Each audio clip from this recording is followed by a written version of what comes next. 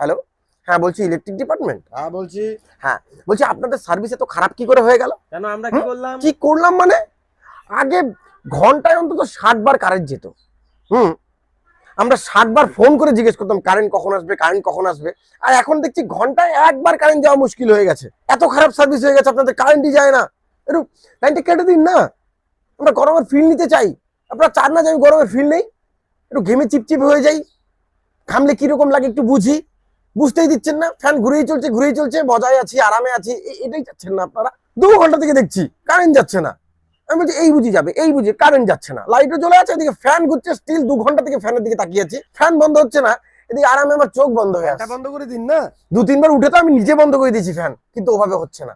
একটু লাইনটা কেটে দিন না। ঝড় বৃষ্টি না হলে লাইন কাটতে পারবেন না?